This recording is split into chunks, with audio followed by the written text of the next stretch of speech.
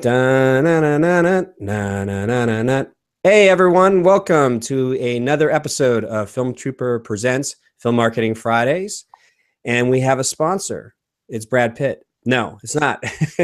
But Brad Pitt was in a story recently because he just signed a $30 million deal with Netflix. Netflix is going to fund his next film called, I think it's called War Machine. At least that's the working title. It's a war satire film. And what's interesting about this is that, again, Netflix is disrupting the order of how Hollywood has been working for a while. Because obviously this film is not going into the cinemaplexes. It's going straight to Netflix. So this article written by Joe Newmare over at the New York Daily News, he wrote in there based off this news story, which is, what's the downside? The downside possibly could be that the multiplexes could increasingly become safe for only the big budget blockbusters, remakes, and reboots. So what happens here is that potentially this could become a bubble. So only cinemas and the way Hollywood funnels like just big spectacle films, it's like all your eggs in one basket. It's just like if something happens to these mega budget films, there could be, as Spielberg has said, there's going to be an implosion. Mega budget movies are going to go crashing to the ground, and that's going to change the paradigm. So again, if we've seen other industries have bubbles, we saw the real estate bubble, we've seen the .com bubble. So who's to say that it can't happen to Hollywood? But if that's the case, how do you survive the Hollywood implosion? And so with my new book, you can grab on Amazon right now. It's how to make and sell your film online and survive the Hollywood implosion while doing it. All you have to do is go over to survivetheimplosion.com to get all the details. And with that said, we go on to our topic of today's show, which is marketing tips for web series. And I'm joined by our, whoops, that's a quick thing there. I'm joined by our guest filmmaker and actress and entertainer. By the way, this is me. I'm Scott McMahon. I'm a fellow film trooper. So that's my big fat head. So I will do my best to pronounce. Oh my God, I had it. I had your name. I had it. Hold on. Oh, you got to say it for me because I just blew it. Think of the island. Okay. Marysia Trembecka. Marysia Trembecka. Right? Pretty good. Okay, that's pretty crappy. You say it. Mauritia's good. Just stick with Mauritius. It's easier, right? Well, I'm here with Marysia. And she is, she's quite busy. Like she's a working full-time actress in London. Are you based in London or out of Soho? Yeah, I've just moved out of Soho, which is part of the reason I made this series. But yeah, I'm based in London. So okay, great. So I want to show some people a little bit like where's my screen? Get to show all these wonderful things that you're doing. So obviously. God help us. Okay, there you are. So we have your main website where you give us not only what you're doing, all the modeling and acting and filmmaking, but you're also working on this web series called The Singing Psychic. And Yes. And that's what we're here to discuss. And it's quite good because you created this character. Yeah. Does she have a name besides just The Singing Psychic? I've decided she doesn't, actually. Okay, that makes sense. I keep being asked, but I can't find one that makes sense. For me, she's the singing. I mean, I do live shows with her as well, and it just makes perfect sense for me that she's just known as the singing psychic. Tell us a little bit more about the Singing Psychic. Like, you know, if I bumped into you in the street and I heard something that you're doing this web series or you have this character, tell us a little bit more. Well, she of course has Polish accent because she has Polish father, and she hears the music in your heart. So when she meets a person, she just hears music coming from your soul. And also she hears the music in the buildings around her. So wherever she is, I can hear. And I also do birthday readings and horoscope because I try and I know how to fix your life, you see. So this is why. But my web series, Songs of Soho, is because Soho in London is being changed, it's being regentrified. We have cross-rail destruction. And the buildings are crying because they are all about sex and rock and roll and drugs and freedom, sexual freedom for all, not about nice coffee places. Oh, I see. So there's a lot of this like cultural history being lost. By the way, you went into that character so well. Like it just in and out, you know, very nicely. I, I haven't even got the wig on either. Yeah, no wig. But I play a lot of Polish characters because my father's Polish, so I've learnt to do the accent without any problems. So. you know what I love about the few videos that I saw that you sent me? If it's not necessarily like a travel guide, but you know, I haven't had a chance to go to London, and I know that my family and I desperately want to go, and to see like the little nooks and crannies that I probably would not have seen like on a general tourist, you know. But the wonderful thing about the internet and video is getting to a chance to see all these different areas and cultures. And you have a unique way of sharing it, because I didn't know about all the musical history of that one particular building you were talking about. And that was fascinating. And also your Cannes Film Festival footage, you know, that was really, really cool, you know. So yeah, that was Songs of Cannes, because, and I'd actually found a DOP to shoot it, but he went AWOL on a yacht somewhere on a film party. So and I was there for like 10 days, and I was like, on the Friday, I was leaving on the Saturday. I went, okay, I just need to shoot Songs from Cannes. It's wrong for me to be here and not. So I literally got dressed up. I'd been given a selfie stick as a gift as a film party. I got my iPhone, got it on full week, and out I went on the streets of Cannes. But I also, because I have the passes, because I'm an actress, so I can do the red carpets, I also went around the back to show you bits you couldn't normally see, which I thought was quite a different thing. Yeah, it was great. It was really great. It was just, it felt like I'm on the street level at that event, as opposed to sometimes you see like footage or coverage of Cannes that just feels as more manufactured by, you know, the press. So it was very nice. Cool. So let's just jump into the questions. So cool. You have let me jump over to the screen share or the slide share, and everybody can see that. So your first question was simply, are web series awards worth the effort and expense to enter? So as you're developing your web series, you're thinking like, well, do I save up money as part of my budget to enter these awards? And really, are they worth it? With that said, it's really about the ROI, the return on investment. So kind of putting your head around that, it's trying to come to grips of your expectations, you know, sort of defining your expectations. And what I mean by that was, from what I can gather, is you always hear these weird outlier stories about, I don't know, like I was at the film festival or at this web series award that was took place in Nebraska or some small small state or city, and just because the guy who, you know, ran it went to high school with this famous producer or something like that, I just, you know, you always hear these random what if stories that could happen, but all those little stories that we hear through the grapevines of things happening, there's a lot more stories where a lot of stuff doesn't happen, you know? Yeah. So I think really what it comes down to is you decide, like, how much does it cost me to enter this particular contest or bid for an award? I know here in the States, it's not unheard of for like local Emmys, local TV stations that are trying to get Emmy awards for their news coverage. It's kind of interesting. There's a lot of award shows and award programs that happen all over the world, where you essentially are the talent, have to pay a submission fee, like an entry fee. Like, okay, I'm going to submit my work, entry fee. But then if I get picked, or sometimes they pick you, it says, congratulations, you won the award, we're going to have this event.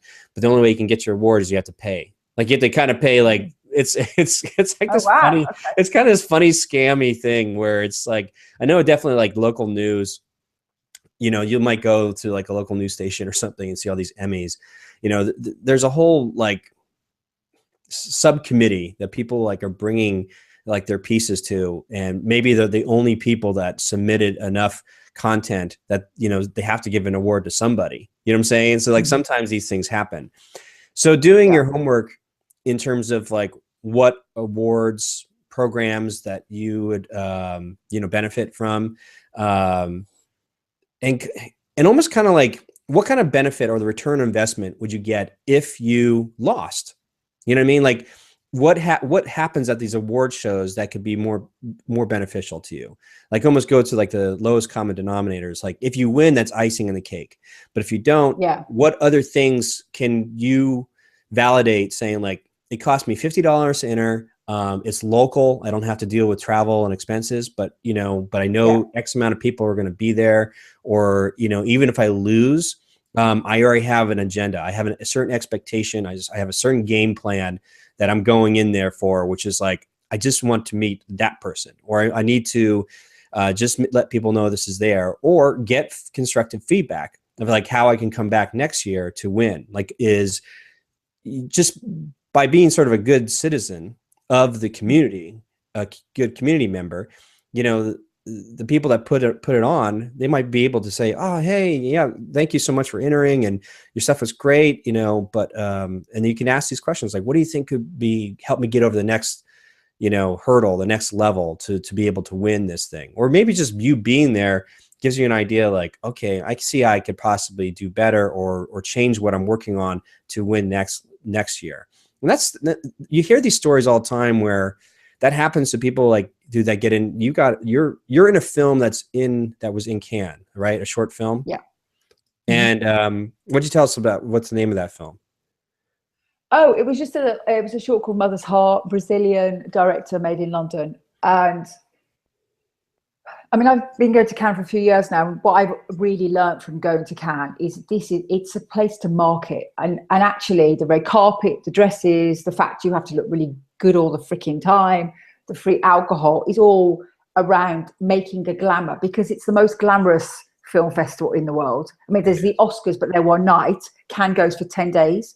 You end up with 3 hours sleep a night, and you're raring to go because you're surrounded by amazing people. You have fantastic conversations with people who believe in film, whether they sell it, they write it, they're producing it. You know what I'm saying? Yeah. You're in a community. And so you do absolutely make your connection. So I hadn't thought about it from looking at the web series from what can I enter, because that makes me go, well, is there a point in me entering a festival where I'm not going to get on a plane? Yeah. Or maybe I will go and get on a plane, if you see what I'm saying. Yeah. Because you're right. I was at the BFI for the Royal Television Society Awards last week for a film. We were nominated for 3 categories. There was only 3 films per category. We won none. But yeah. all right, it's fine. It's won 6 awards already, and it's been in 20 festivals across the world. But the point is, it's about, I met some people. I've tweeted about it. There's some nice photos of me and a couple of the other members of the cast and the crew. You know what I mean? We've made it a bigger thing. Yeah, yeah. And it's hard. It's hard to have an absolute ROI in networking, isn't it? As we know. But we do know that if I'm producing something or I'm acting in something, like if you're making something, they'll go, oh, what have they done? They will see your path. Yeah, definitely. Oh, she was at that. He was that. So. And here's the thing too, like you, like being at Cannes or you're at any of the events, if you can, like just have that selfie stick with you, just because there's something about, just like capturing as much footage as possible. I'm an actress. I have a film crew. And it's yeah. Really, oh God. No, it's selfies, right? Or, it's almost like, it's almost become sort of accepted. I can't tell me like it's normal. It's not out of the norm to see somebody walking around with a stick following themselves. It's like we see it all over the place, and people on vacation or a spot, they're trying to get it, but you're at the event. We'll get into a little later, but your particular character definitely gives way for interaction, almost sort of like this. There's a thing for talk shows, years ago in the 1950s, I think Steve Allen created it called like the man on the street. The concept of the talent is on the street with a microphone interviewing just random people, and then that's the content they create, because it's, especially you have someone who is very well versed in improvisation and comedic timing and stuff like, and just a great comedian.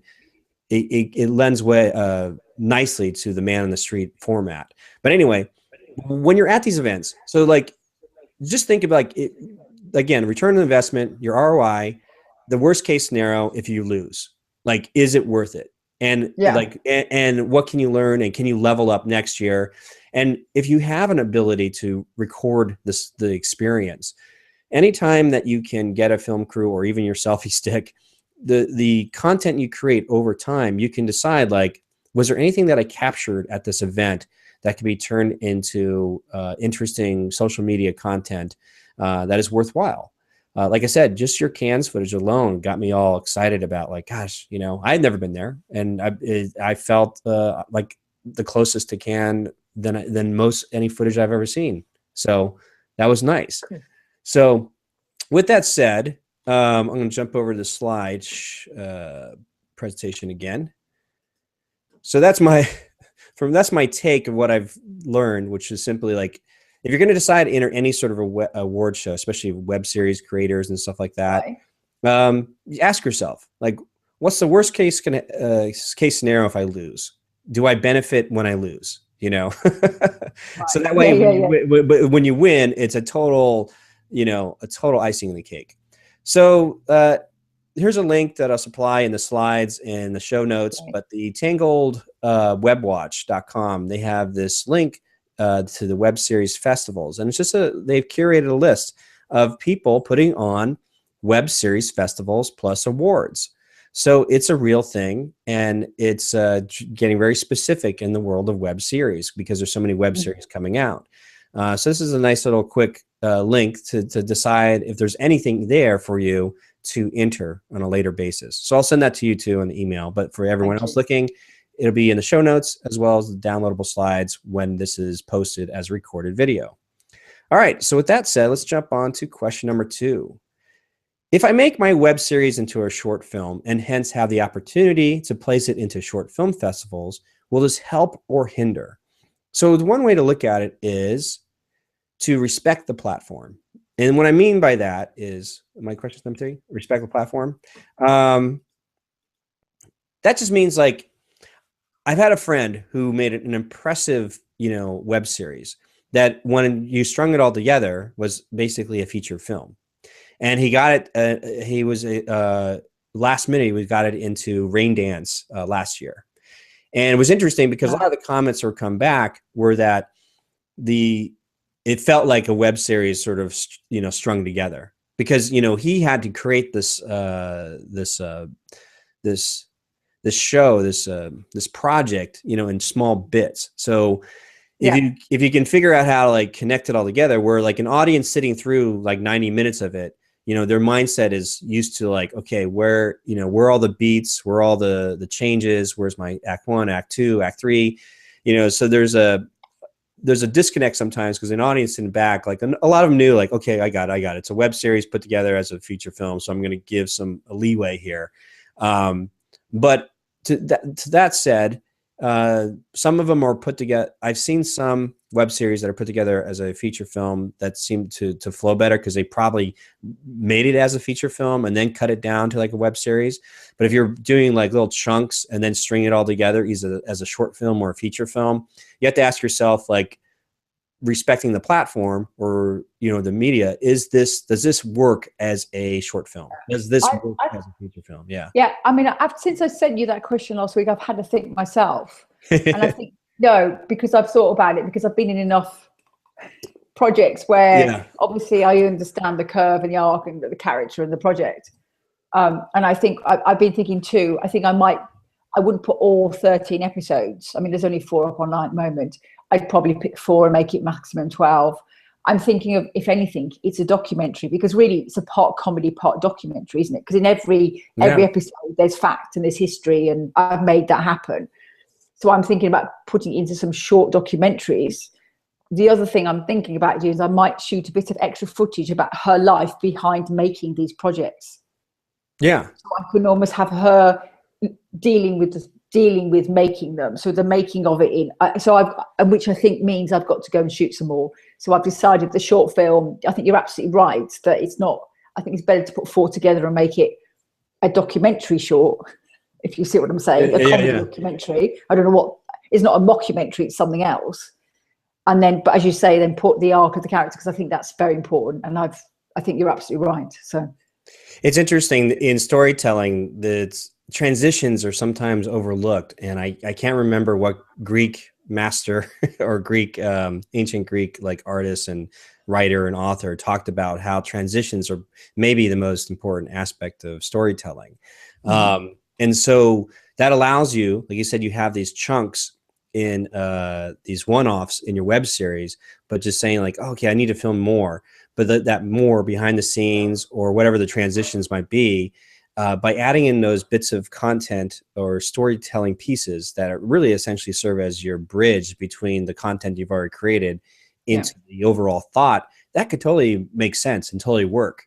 And you just, and for other web series creators out there, you have to look at it like, you know, if I bunch this all together, what do I really have, and does it serve the platform that I think that I can be used as, like a short film or as a feature film? And do I need to add more content to bridge the gap or add those transitions? And so it's fantastic. I could now that you just told me exactly what you're thinking of doing, seeing the small bits of video that I've seen already, I go, oh yeah, that totally would make sense. Totally. Yeah, because I had some mad moments, obviously, filming on the streets with tramps and, you know, like all kinds of lovely little moments. There was a little boy who stopped me out because at the end of every episode, I cycle off, and no matter what shoes I'm wearing, we decided that was what was going to happen. And some of those outfits were horrendous to cycling. But I did one, and this little boy, about 6, he said to me, he just turned around out of nowhere and said, "Are you going to ride that bike?" And I said, "Yes." He went, "In those heels?" I went, "Yes." He went, "Are you drunk?" And we didn't have the cameras on because we just felt, but I had so many moments of, and I already know the end of it. I can see the last shot is I'm collapsed with my afro on probably the kitchen table, scripts everywhere, with Final Cut Pro in the background, you know, because I understand what she's done to make this. So yeah, I think I'm just going to have a think about it and make it a comedy short, using probably the 3 or 4 best episodes. Really, you know, the in and the out, and what she goes through as a newsmaker. Well, very, very cool. All right, so let's jump on to question number 3, and everybody can see that. So question number 3 is, well, how do hashtags work when promoting your work? So that's a very specific and interesting question. So let's just start with the 3 basic hashtag strategies. This is really what marketers use it for. Number 1, they use hashtags as branding campaign specific, and I'll go into more detail here in a second. Number 2 is they use it for trending or finding trending topics. And number 3, they use it for content. So branding, trending, and content. And so the way hashtags, I won't go too much into like the history of it, but you know, I use hashtags for trying to tie it together, whatever you're posting. So whatever your topic is, like if your video, if you notice below, there's you can put hashtags in your video on YouTube. You know, Twitter obviously utilizes hashtags quite often. Instagram uses hashtags quite often, and you can even use hashtags in Facebook, but although it kind of gets buried. And even Google Plus offers, you know, hashtag. And the concept there is for the marketers. The marketers look at hashtags when they say branding and campaign specific. For instance, Kit Kat, the candy bar, they have this slogan, that they use called like, you know, have a break, you know, have a break, Kit Kat break, or whatever it is. So they'll actually, whatever the song is, they actually have, for when they use social media, they use hashtag have a break. So the thing is, like, they already had a marketing logo or slogan and a catchphrase that it just worked well. The famous one was maybe like milk, the milk campaign, got milk, or if it's Nike, you know, just do it, hashtag just do it. So for the independent, the uber independent going, well, how do I capitalize on a hashtag that nobody knows about? You know, usually what happens is there's a process that some marketers or bloggers use, which is like hijacking a trending topic. So that's number 2 that marketers use is trending. And hashtags allow for a quicker way to search. So if you're on Twitter and I want to know, I don't know, maybe I want to know more about psychics, I just might go hashtag psychic, you know, And then in that shows me very quickly in the trending topics or with that hashtag, all the tweets that have been used that had hashtag psychics in it. And there's actually a tool that I use time to time called hashtagify.me. And I'll show you to you right here. And Never this, heard of it. yeah.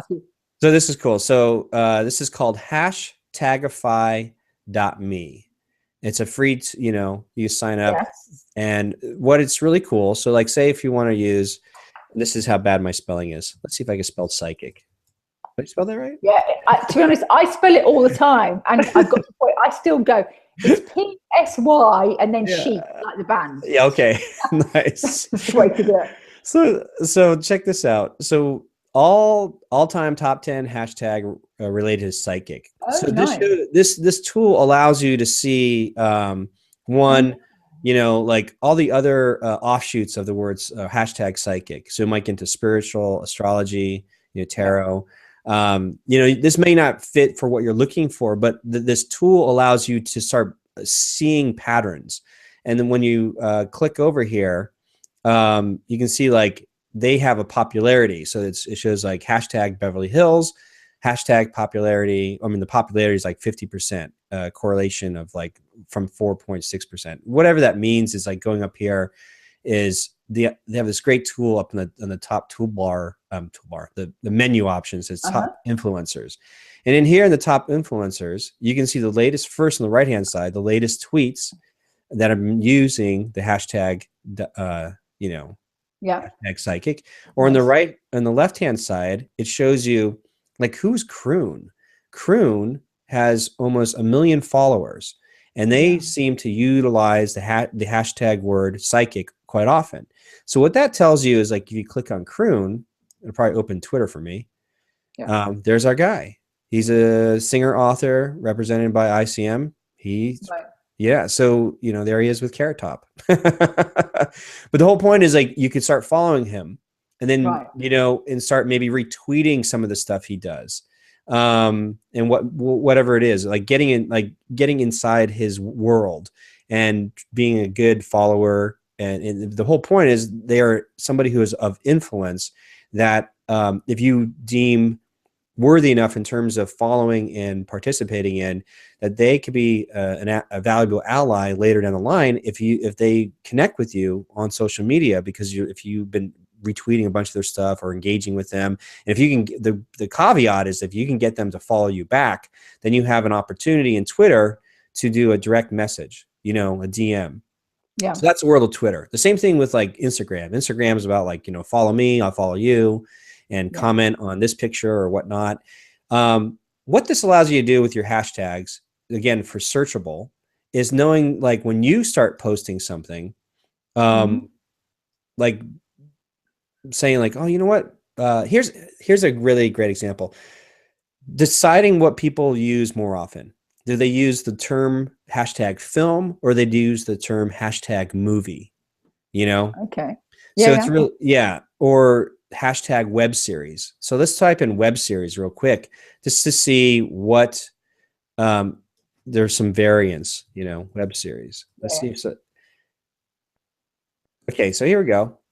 There we go. So web series comes up, and all of a sudden there's words like cosplay. Interesting. I never thought about that. There's sitcom, there's indie, pillow talk, comic books, documentary, comedy. So you're like, okay, so this makes sense here.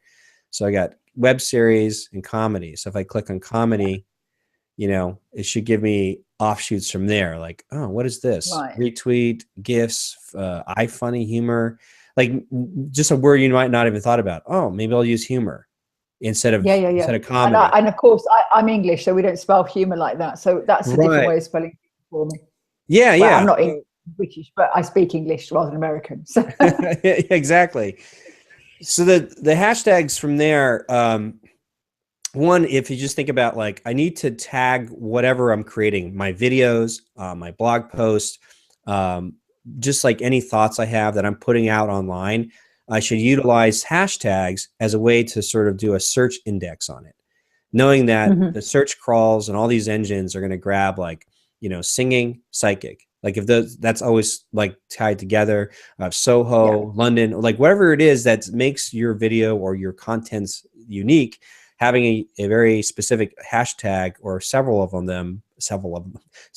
them put together, just knowing that down the line, somebody may find that when they're searching one of the hashtag options. And there's another way to utilize hashtag using the trending hashtag. So trending hashtag in like Twitter is if there's a national disaster or there's some kind of some viral, news item worthiness. One of the best ones I saw was, I'll try to bring it up here real quick. It was the Game of Thrones. So a couple episodes ago, those who watched Game of Thrones, there was an ending that happened that just got it seems like every episode, like the followers on Twitter sphere just get so worked up, like son of a, they get all riled up, which is fantastic.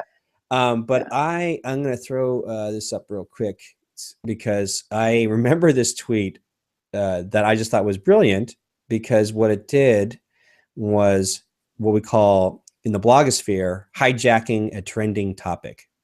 So you can hijack a trending topic, and this is what I'm talking about. Let me see here. I'll bring this puppy up here. Where is this? How long ago did I put that? Oh, here we go. Okay, here we go. I'm going to show you this. So in this, in Game of Thrones, there was a scene where Ramsay is just a psychotic. So if you read this, so Kale, so there's like this whole like debate about like violence against women and all this kind of stuff in Game of Thrones. So I don't know where Kale, this is a Daily Kale that promotes Kale, said, look, hey, if your show is getting boring, maybe try adding exciting Kale instead of pointless violence against women as a plot device, hashtag Game of Thrones.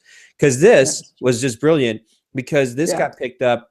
I saw this because I was reading a bunch of hashtag Game of Thrones threads, because I was, my emotions were at a high point, because I was the same way, going, I can't believe they just did this in the show.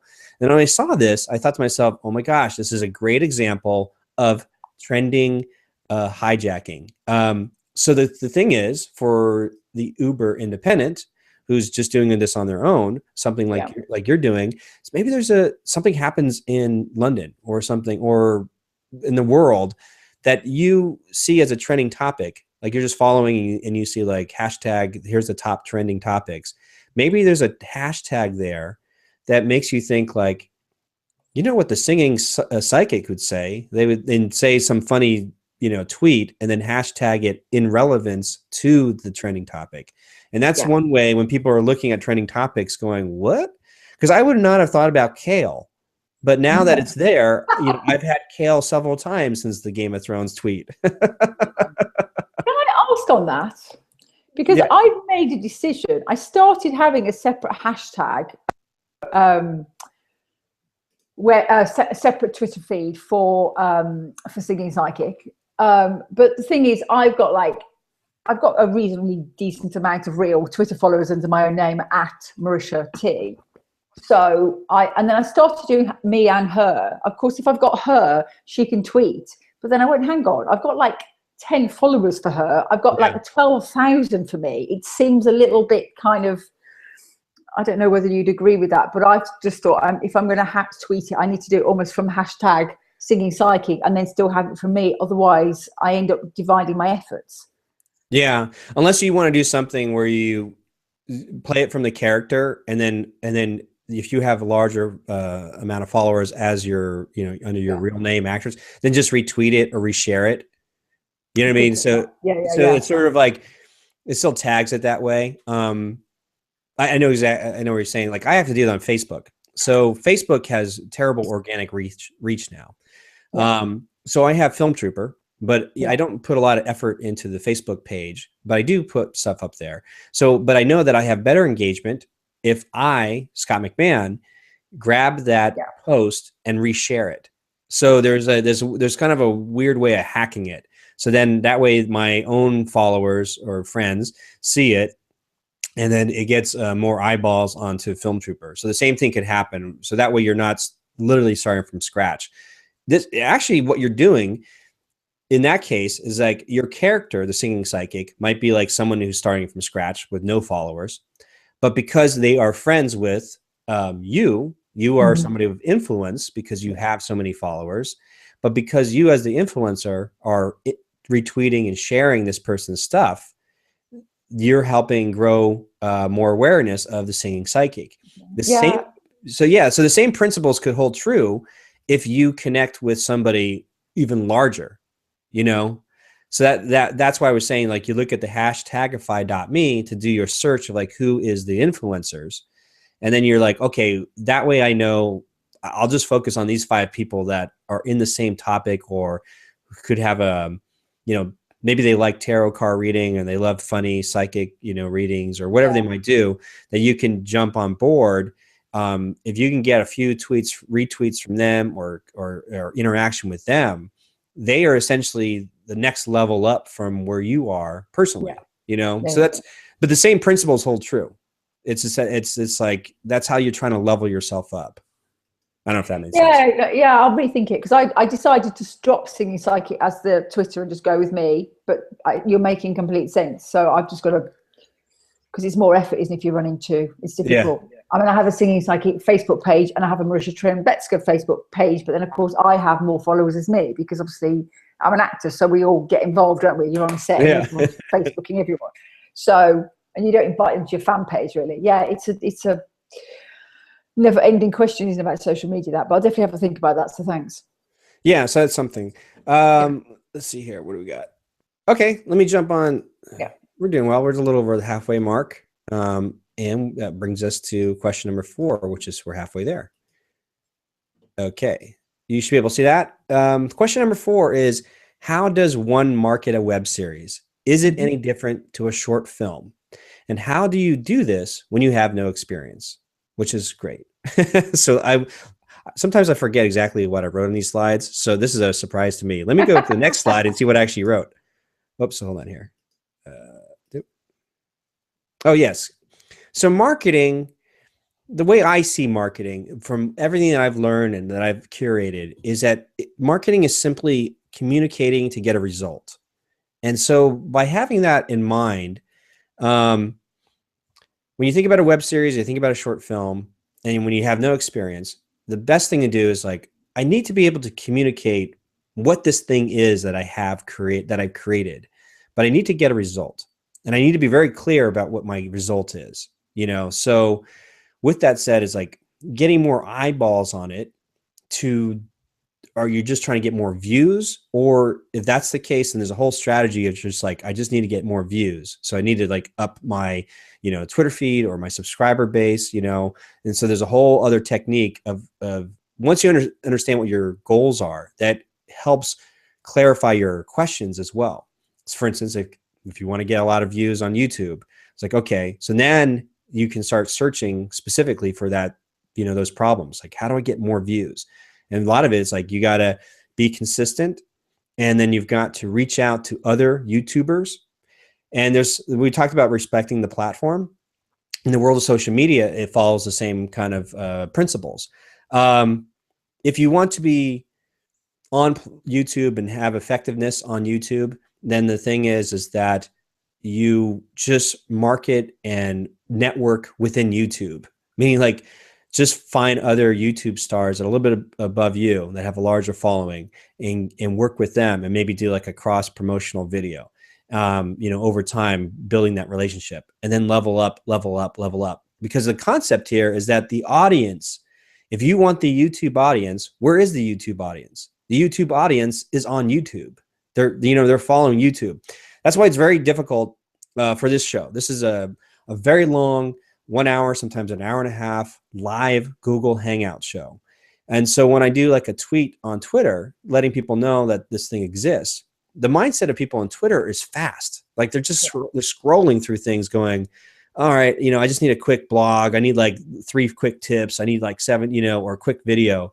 As soon as somebody scrolls and goes, whoa, an hour and a half, like it's not respecting the platform. So like I have to do a better job of doing maybe a little small bite-sized content nuggets for Twitter that leads them, like those who want to know more then can click and get to experience this platform. Or even slice some of this and get 3 points you made brilliantly and make them into 20 seconds and then trailer those to link to this. Yes, exactly. And it's like, we both have a podcast. So the best thing, if you want to just focus on a podcast, in terms of the content marketing, then the trick is to work in the world of a podcast, meaning like reaching out and connecting with a podcaster that has more followers.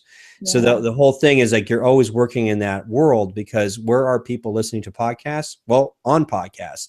So it's very hard, like I said, on Facebook, like all of a sudden I say, hey, the latest episode is up.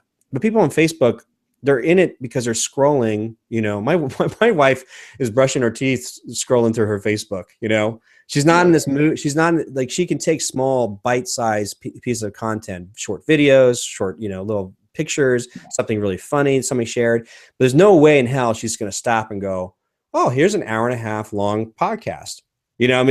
So it's understanding the platform and being respecting the platform and working natively in the platform will give you faster success.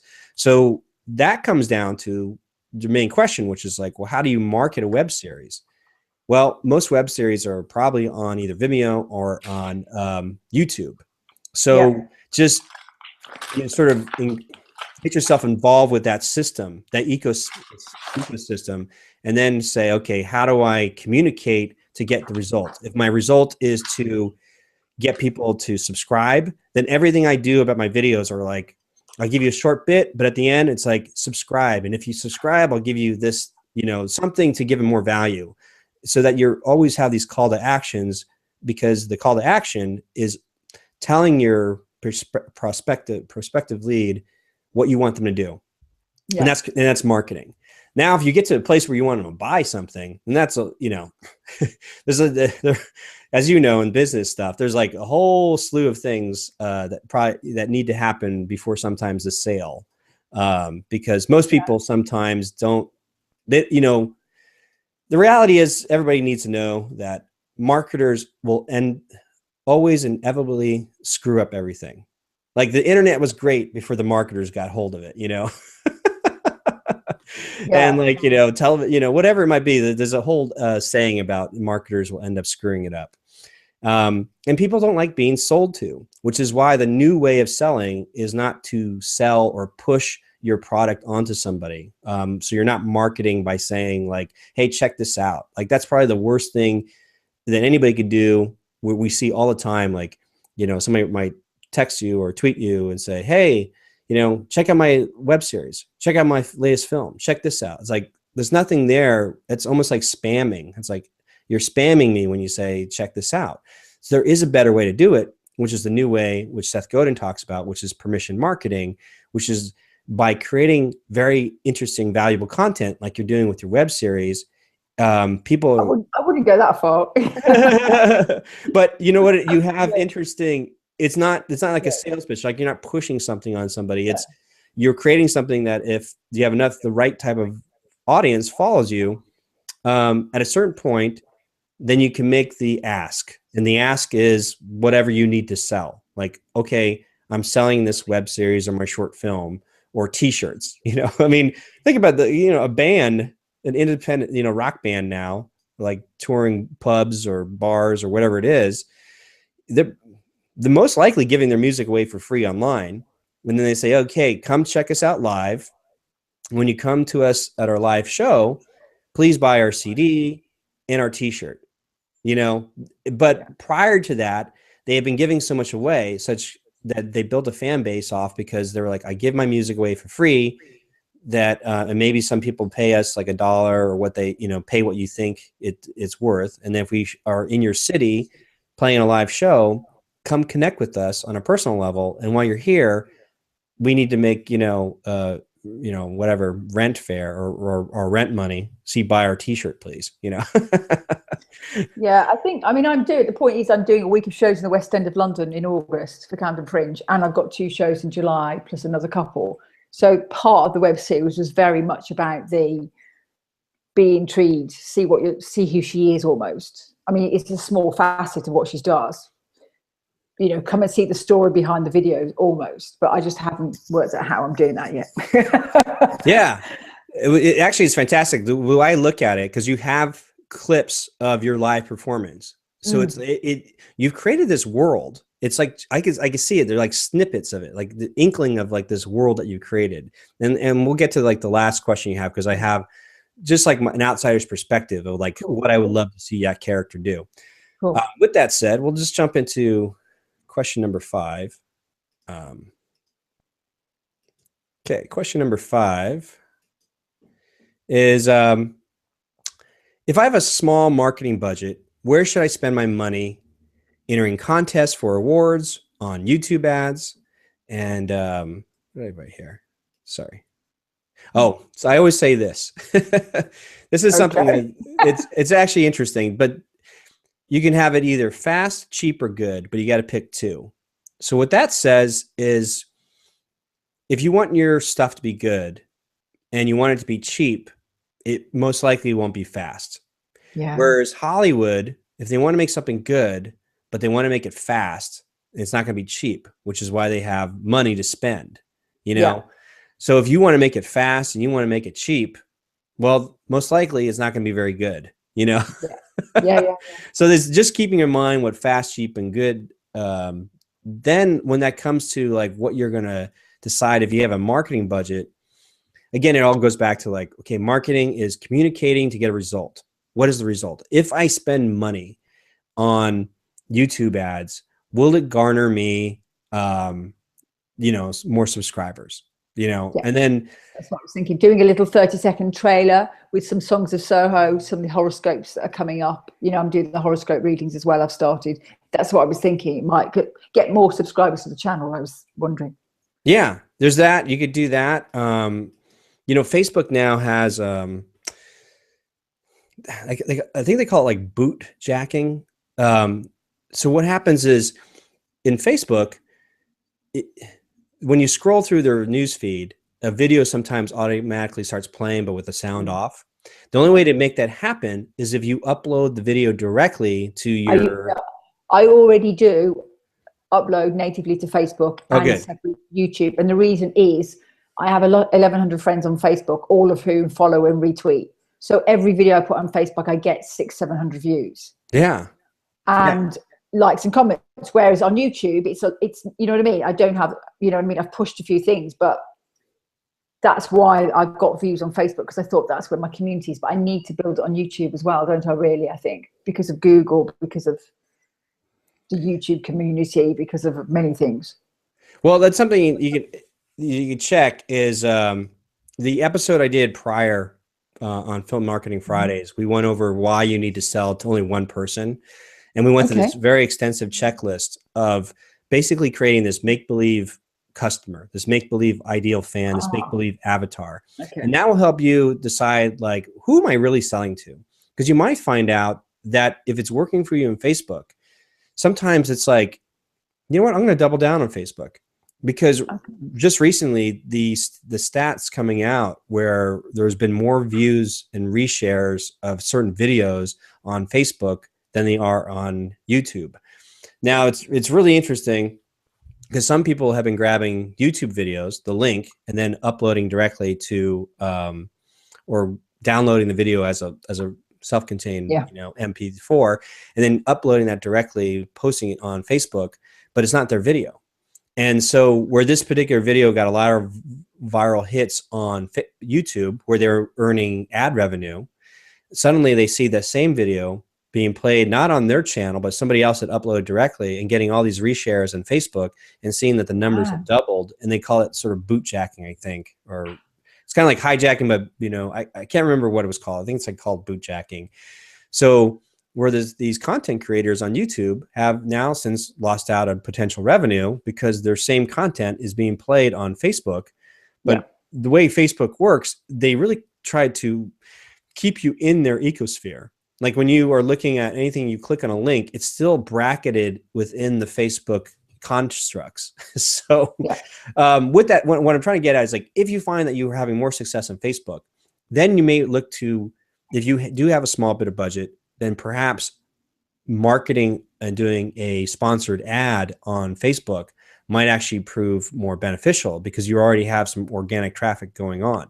If it's like literally like starting from nothing on YouTube, you may need to like build it up a little bit before you start putting ads out there, because in the world of like YouTube, people are just clicking through ads, or they're waiting for that little skip this ad option or the X to come up. So other ways to really find yourself, getting traction on YouTube is, again, partnering with those YouTubers that have a larger audience or larger subscriber base that would be a perfect sort of alignment with. And like I said, as we get closer to the last question, I could kind of tie all this stuff together. But so I definitely check out the last episode, why you only want to sell to one person. That will really help clarify.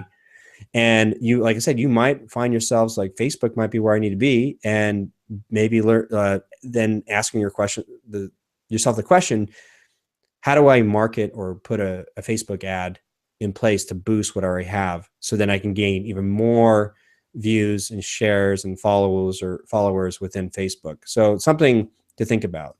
Cool. Thank you. Okay. Yeah. So let's jump to question number 6. Okay. Question number 6. All right. So too many tweets and posts feels like harassment. Are there any guidelines? Oh, my guideline is basically serve your audience. So this, I totally understand. It definitely feels that way. When you're a good person, you don't want to be an annoyance. So the trick to this is, when you feel like, am I doing too much telling people about what I'm doing, is when does it become spam? When does it become harassment?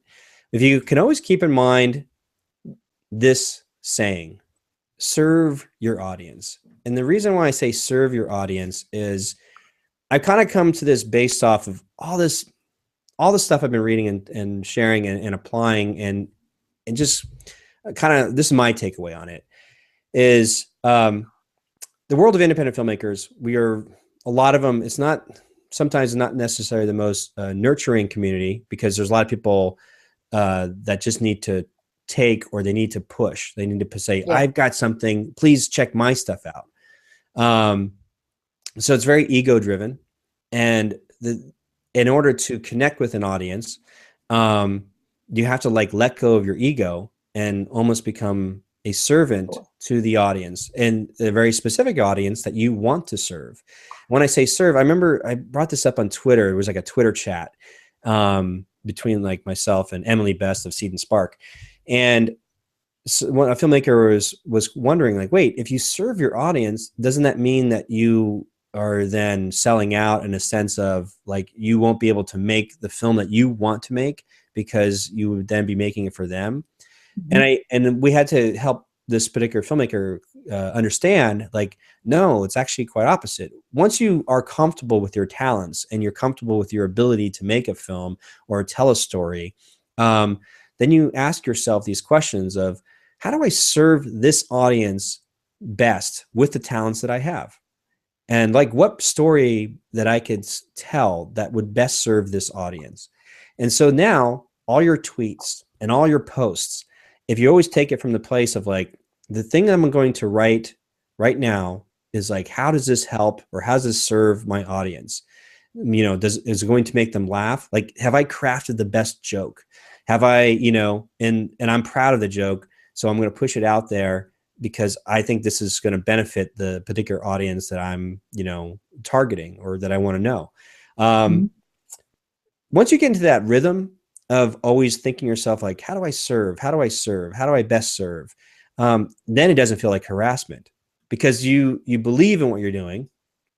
You believe in your art, you believe in your comedy, you believe in whatever jokes you might have, you believe in what you're sharing. You believe in like, I really want to share this story, or like, I want to believe in like, look at this funniest little story that happened to me. You believe in the Instagram posts, all these types of things that you believe in. And if you get to that place, then you realize, I'm here to share. I'm here to share this to the specific audience, and nowhere ever will you ever feel like you are being spammy or harassing. And that's what the beauty of it is. Like, I have a 13-year-old daughter. This is her, watching her generation grow up without any problems, just looking on Instagram, like, I love that. I love that. Hey, check this out, you know, or like, you know, they say, I want to share this with you. I want to share this with you. So there's a difference between like, I want to share this with you because I think it's beneficial versus like, check this out. I need ego validation, you know, where you're not pushing, you are actually adding value to the conversation of the noisy internet, you know? Yeah. So there's a great saying, something also to think about. I don't remember who said it, but it's fantastic. We are in an age where we are drowning in information and we are starving for wisdom. So we have so much information and so many media of all sorts just bombarding us that we're drowning in it. We're actually deep down inside, we're all starving for some sort of wisdom. So if you can take a bit of wisdom, even if it's comedic, even if it's fun, if that piece of wisdom, knowing that you're approaching all your posts and your tweets as serving your audience with that wisdom, you should break through the noise. So I know it's a little woo-woo, but it's... No, I'm all about woo-woo. No, I saw my director today, who's directing my solo. He's a solo theatre performer director, not a film director. And the whole point of why I can work with him is he's all about the conversation is not the ego of the solo performer on stage. It's about you and the audience, and it's that interaction. And the more the audience is with you on stage, that's what makes a great show, because you can then take them on a journey, but they need to be involved, which is why my psychic reading show, I do live psychic readings all the time on the show, and I get their birth dates and I just read songs, and they love it for that, because I allow them to have a conversation with me. And so it's lovely you've said that about that. It's very wise. Thank you. Starving for wisdom, I was. Thank you, Jedi. And so, yeah, so that's great. You're right. I've just got to get my head around it from the perspective. You know, it's interesting, you being an actress, and, you know, I do part-time acting up here in Portland, Oregon. There's one of the cardinal rules of acting is reacting, is to listen. Yeah. So there's this aspect. But most actors don't do it. It's rare to find. It's rare to find.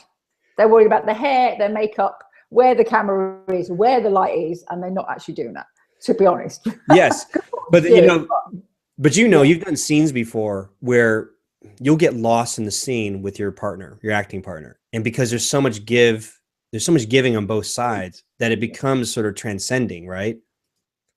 Well, I try that every time, and that's, to be honest, once I learned to do it, it's why I'm a full-time actress, because I've learned to do that on film. But it's taken it's focus, isn't it? And all you need to be is open and in the moment. But their words are they're easy to say and they're hard to pull off. And it's taken me probably a good decade to do it. Now I can do it, and that's why I'm in good things now. But I guess it's the same with tweeting, isn't it? It's the same thing. Yeah. So I'm saying approaching your whole social media demeanor or strategy as your acting training, you know, and finding those nuggets of just magic where you're in the moment, like you're giving, and then somebody responds to you. Like, I can't tell you like how just wonderful it is. I'll just get a tweet or an email, and I want to jump on it as soon as possible. Like, yeah, what are you struggling with? Like, oh yeah, have you thought about this or talked about this? Just having that conversation invigorates me. And I've had scenes, you know, when I'm acting where the type of roles that I get cast for now, either like I'm a dad or the husband. So I really enjoy acting along younger kids, just because, you know, I'm around them all the time with my daughter. I'm at home, and, you know, so there's a thing when you're acting with child actors, is that you have to give in order to get the best out of them. Like, you know, at least that's what I've discovered, and I really enjoy it, because then as an actor, I get outside of my head. And I'm definitely in the moment, because I'm just there for this younger actor who's just they might be, you know, their first time in the set. They're looking around, and I'm helping them position them, like, hey, just turn your knees that way. Like, that's where the camera is. Okay, you got that.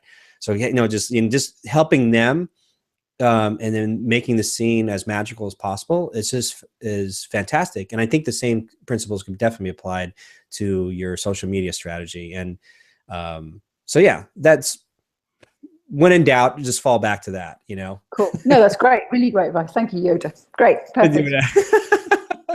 Well, we're going to take it to the last two questions then. and I know it's like 1 in the morning, so I want to make sure you get some sleep.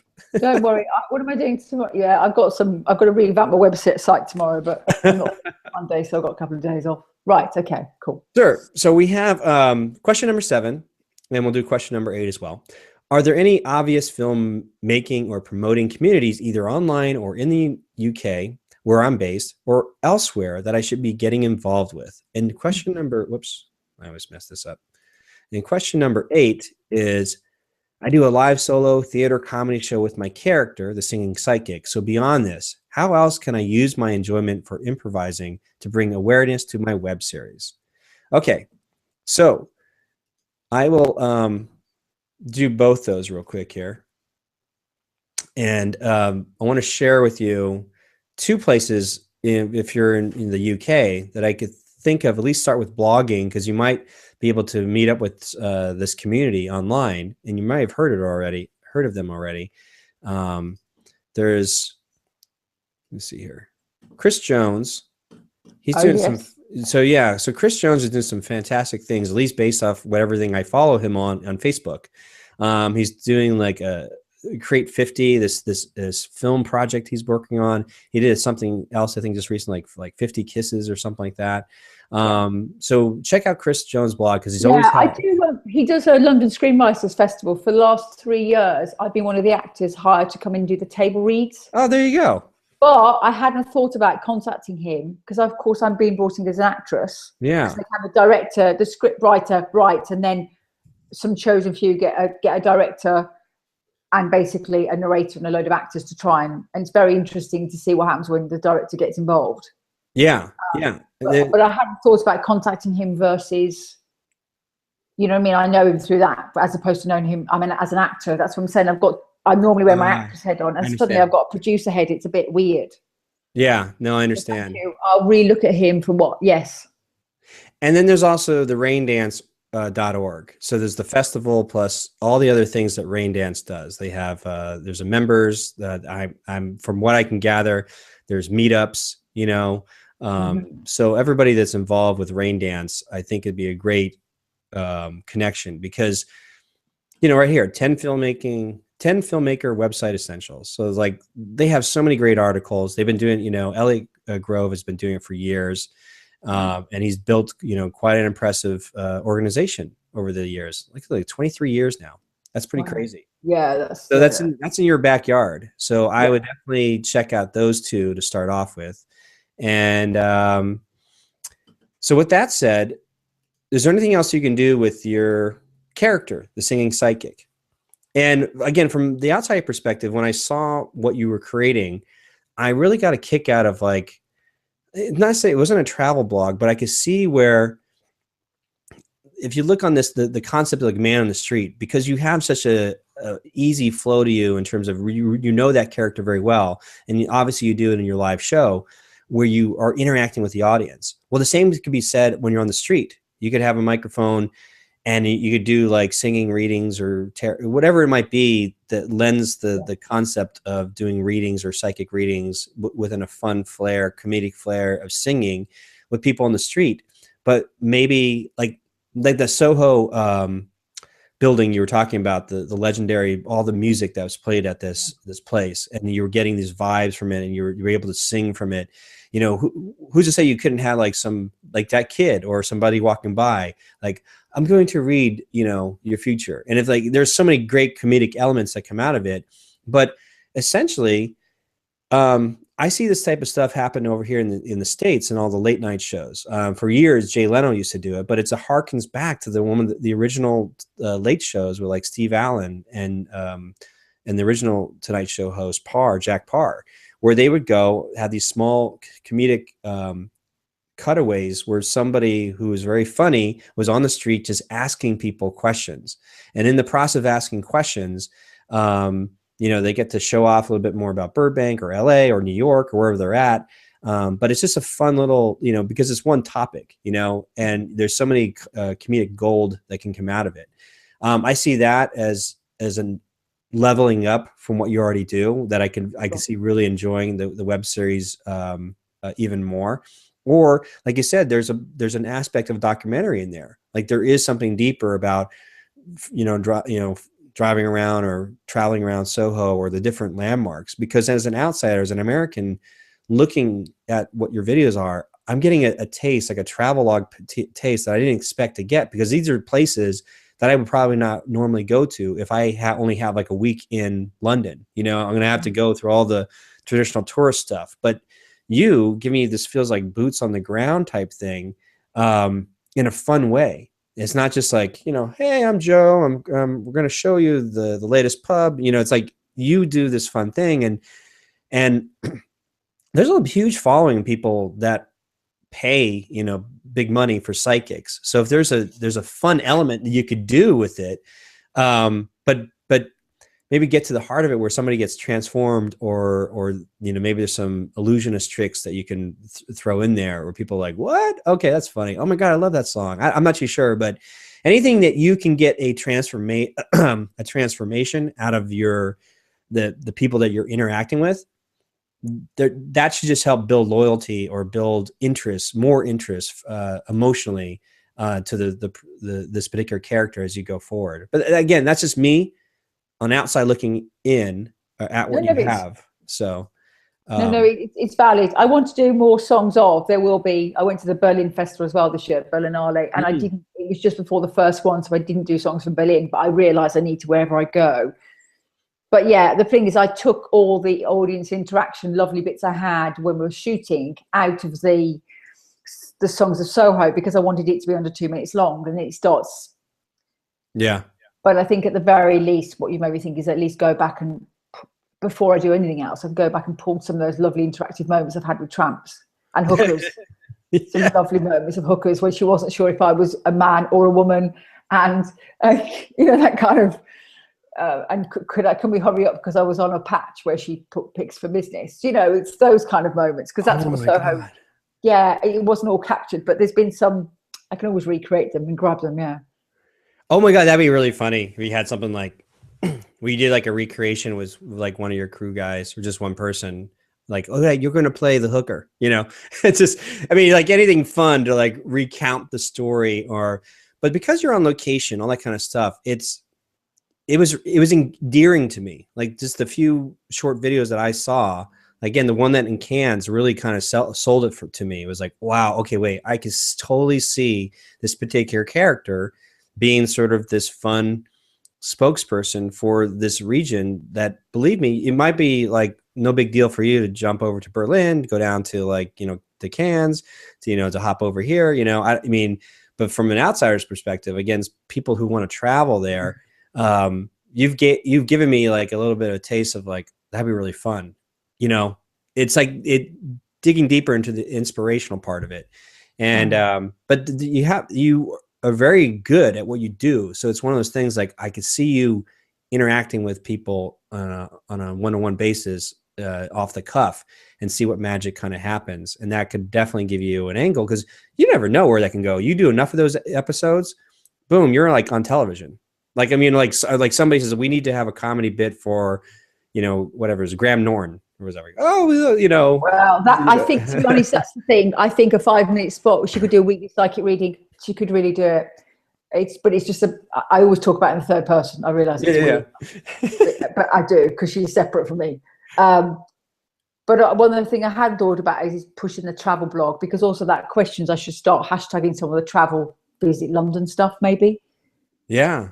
I mean, learn about and history, because so that's really useful, the travel blog. But yeah, you're right. I think I need to set up shop in somewhere in Soho in the next few weeks with at least my DOP, Martine Wolf, who's freaking amazing. The woman's, I mean, she's amazing. It looks that good because of she's got an amazing eye. Thank God she has, because I've got enough to worry about. But really, you're right. I need to like get a line and get random psychic readings on the street. Or Leicester Square, maybe.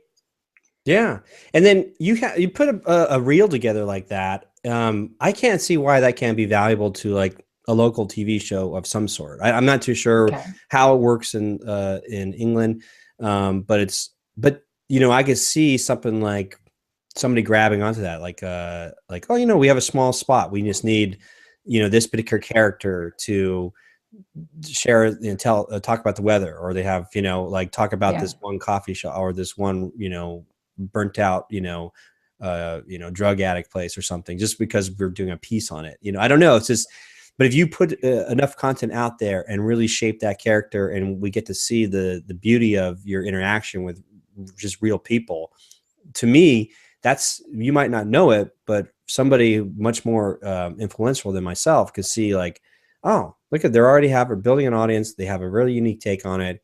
Let's just piggyback on what they're doing, and let's bring them on to do like a short piece for our show, and then Cool. Your conversations, or you can be very specific about it. Like, you know what, I would love to be, I don't know, I'm just going to throw it out there. Like, you could be on the Graham Norton show as like a short snippet. So maybe you bump into people that are working in the Graham Norton show as executives or assistants or something. And just by over time building up that network of people, the right influencers, it could open a doorways you weren't expecting, things like that. So. Great, thank you. No, that's good. I mean, the thing is, that's how we all work in this business, isn't it? Is we get advice from other people who are kind of in our community, but we do build relationships over time. So obviously your podcast is we mentioned across my networks, and we all kind of learn to pick things up from here. But I've actually met Graham because I was a lady handing him an award at something that we did. So, but that was pre-Singing Psychic and the Insanity that's her. So it's now trying to think with a different hat on, really. Yeah. But the travel blog's lovely as well. And I think the documentary angle, I didn't see it before I made it, but I lived there for 20 years. So I understand it. And I do look at every cobble and have a story. It's come from passion, obviously. And grief is changing so much. I know things change, but it's really everyone who can afford to live there now, that we're losing the community of what it was. And I think, so for me, it's a moment in time as well. Interesting. Just right there, you sold it. I mean, just that sentence was the pitch, really. So, but it's late for you. And I was doing my best to try to get everything in an hour. We did all right. Good. But thank you. It was super useful. Thank you, Scott. Oh, thank you so much for coming on. And I will be sure to leave all these wonderful nuggets of links of all the projects you're working on. So when people go to just filmmarketingfridays.com, you can see the list of all the past episodes, sessions that have been recorded. And then when you click on that, any of the sessions, they have all the downloadable, like you get the downloadable slides as well as all the reference links and so on like that. Yeah. Well, my website's singingpsychic.tv, so they can always go there because I'm revamped. That's tomorrow's job. Never quite a Saturday for a filmmaker. Nice. Yes. Singing Psychic TV. Oh, I know. Believe me. It's like a joke. Tweet. Oh, I've got a Cancer horoscope thing to edit this weekend and get up for next Wednesday. And you're just constantly, and I've got a show to promote and sell a West End theatre. So I'm like, but it's been really useful. So thank you. And you've made me think about it slightly differently, be a bit more relaxed. And I did like your wisdom about serving the audience. That's super cool. So very, very cool. Well, let me just quickly pay some bills here. This is my version of paying the bills. If you are stuck trying to make your film, whoops, if I actually went back to the slide here. If you're stuck trying to make your film, then I encourage you to get inspired. Why don't you just go over to freegearguide.com, where you can get a free equipment list of everything that I use to make a feature film for $500 with no crew. And again, that's at freegearguide.com. And that concludes this session of Film Trooper Presents Film Marketing Fridays. Thank you so much. And I'm going to butcher your name one more time. Wait, I'm going to say goodbye. And wait, I'm going to get this right. Hold on. Oh, damn it. I just went mental. How do you pronounce your name again? Wait, Marysia. It says right there. Marysia. It's Marysia. I know, it's a disaster. Marysia Trembecka. And I was going to change it, but I just thought, it's my name. I'm sticking with it. It's a great name. It's just I can't pronounce anything. The short story is that my mom is from Thailand, and I was a good son and teased her the entire time I was growing up because she couldn't pronounce any English words. And so now karma has come full circle, and now I can't pronounce any words. So there you go. Payback for being a bad son. Marysia, thank you so much. I will follow up with you. And thanks everyone for tuning in. Bye now. Thank you, Scott. Bye-bye.